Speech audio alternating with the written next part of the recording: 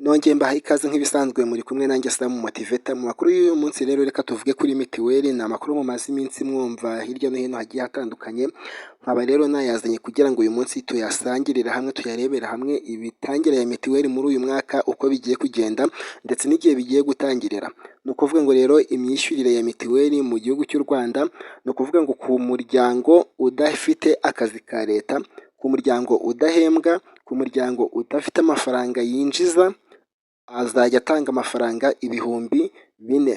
Ni ukuvuga ngo rero ibi bingana na 6.89%. Ni ukuvuga ngo buri munyamuryango agomba kuzajya atanga mitiweli ingana n'amafaranga ibihumbi 4 mu gihe yari asanzwe ari amafaranga ibihumbi 3. Ni ukuvuga ngo rero aho ngaho ni ku ruhare rw'abantu batagira akazi, rw'umuryango utinjiza. Noneho kuva ku muryango winjiza amafaranga ibihumbi 30 ku kwezi, ni ukuvuga ngo abantu binjiza amafaranga angana n'ibihumbi 30 ku kwezi, aba nabo bazajya bishyura amafaranga ibihumbi 4. Hanyuma bakazajya babona inyongera ya leta, navuga ko inyongera ya leta ingana n'amafaranga 1000, mu gihe aba ngaba bafite ku ijana bingana na 23.20%.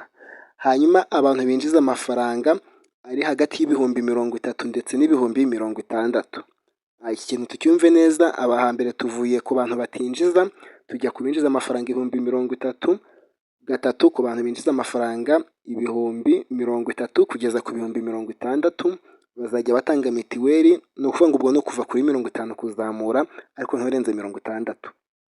Bazajya bishyura mitiweli ingana n'amafaranga ibihumbi 5, bingana na 35.3%. Ni ukuvuga ngo mitiweli ingana n'ibihumbi 5 rero, nimba uzi ko umuryango wawe mwinjiza amafaranga hagati y'ibihumbi 30 ndetse n'ibihumbi 60, muzajya mwishyura amafaranga ibihumbi 5 kuri buri munyamuryango.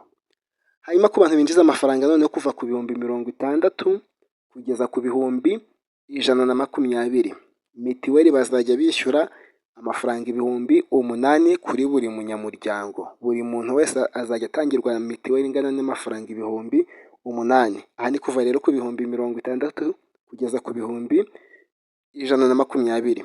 Hanyuma abantu binjiza amafaranga ari hejuru y'ibihumbi 120, aha ni ukuvuga ngo nta garuriro bashyizeho, ni ukuva ku mafaranga ibihumbi 120 kuzamura. Aha niho rero bazajya bishyura amafaranga angana n'ibihumbi 20.